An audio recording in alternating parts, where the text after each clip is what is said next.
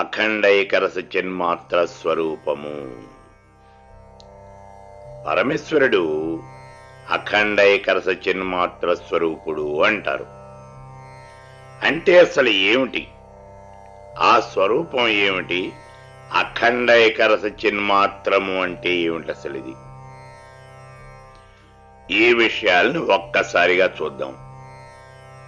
అఖండైకరసము అంటే సంపూర్ణమైనటువంటి ఆనందరసము గలది, ఖండము లేనటువంటి, అఖండముగా ఉన్నటువంటి, ఒకటిగానే ఉన్నటువంటి, సంపూర్ణంగానే ఉన్నటువంటి ఆనందరసము.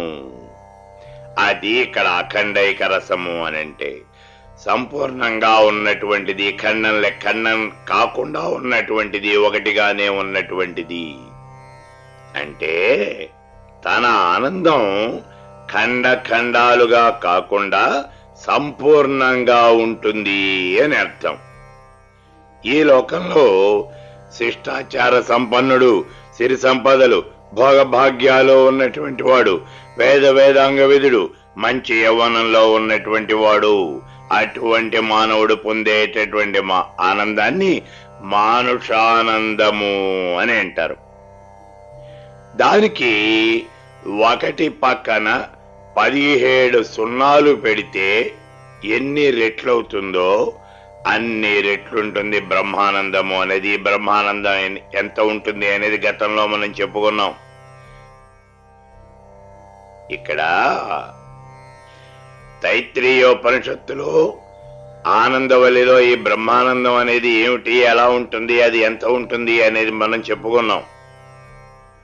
ఒకటి పక్కన 17 సున్నాలు పెడితే ఎంత ఉంటుందో అన్ని రెట్లుంటుంది. దేనికి?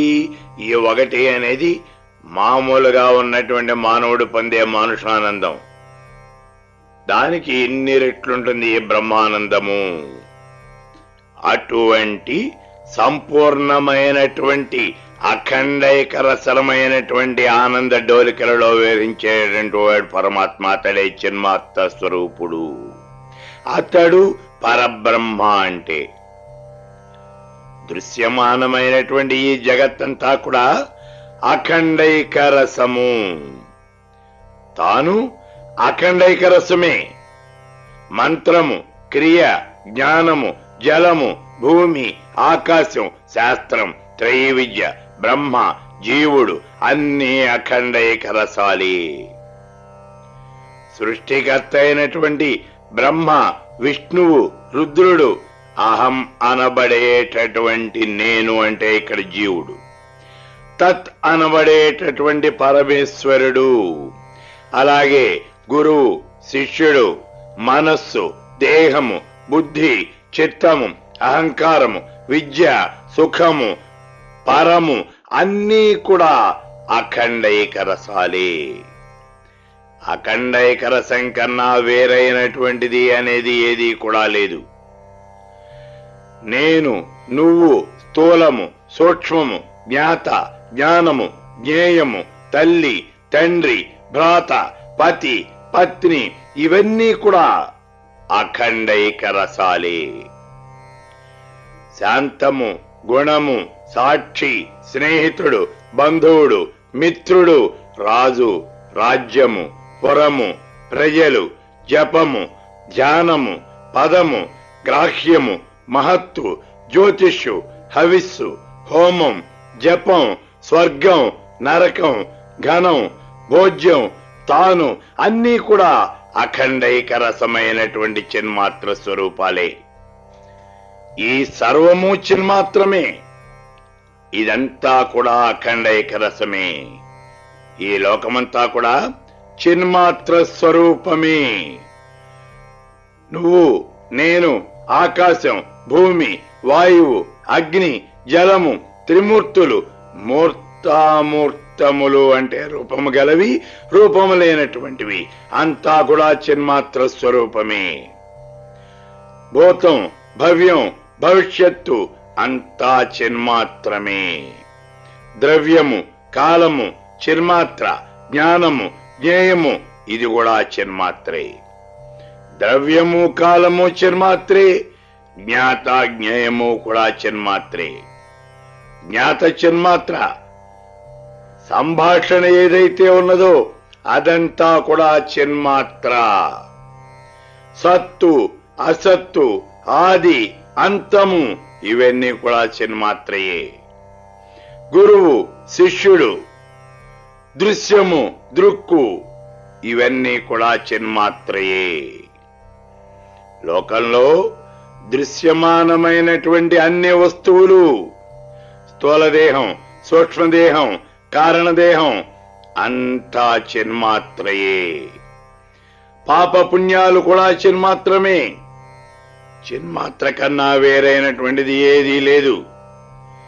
చిన్మాత్ర కన్నా మించినటువంటి సంకల్పం లేదు, వేదనం లేదు, మంత్రం లేదు, దేవత లేదు, వ్యవహారికం లేదు, పరబ్రహ్మ లేడు, ఏదీ లేదు, ఎవడు లేడు. ఉన్నదంతా ఒక్కటే, అదే చిన్మాత్ర.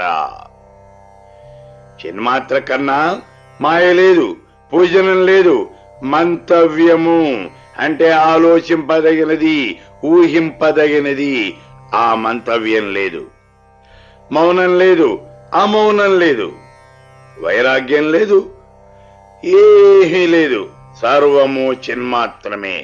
కంటికి కనిపించేది చిన్మాత్ర, కంటికి కనిపించనిది చిన్మాత్ర. వేదాంతం అంతా చిన్మాత్రే. చిన్మాత్ర కన్నా గమనం లేదు, మోక్షం లేదు, లక్ష్యం అనేది అంతకన్నా లేదు. సర్వము చిన్మాత్రమే. అఖండైక రసమైనటువంటి పరబ్రహ్మ చిన్మాత్ర కన్నా వేరైనటువంటి వాడు కాదు. శాస్త్రమునందు, నాయందు, నీయందు, ఈశ్వరుని యందు అఖండైక రసుడైనటువంటి నేను ఉన్నాను అని తెలుసుకున్నటువంటి వాడు సకృత్ అంటే వెంటనే అద్వైత సిద్ధాంత జ్ఞానంతో ముక్తి పొందుతాడు. బ్రహ్మజ్ఞానం రాగానే స్వయంగా తానే గురువు అవుతాడు. చిన్మాత్ర అంటే పరబ్రహ్మ కన్నా వేరు కాదు. ఛాందోగ్యోపనిషత్తులో బ్రహ్మతత్వం 4 పాదాలుగా ఉన్నది అంటూ ఈ విశాల విశ్వంలో 4 దిక్కులు కూడా ఆ పరబ్రహ్మలోని భాగాలే అని చెప్పబడింది. భూమి, ఆకాశం, సముద్రాలు, నదులు, పర్వతాలు ఇవన్నీ కూడా ఆ పరబ్రహ్మలో 2వ భాగం. సూర్యుడు, చంద్రుడు, విద్యుల్లతలు, అగ్ని ఇవి 3వ భాగం.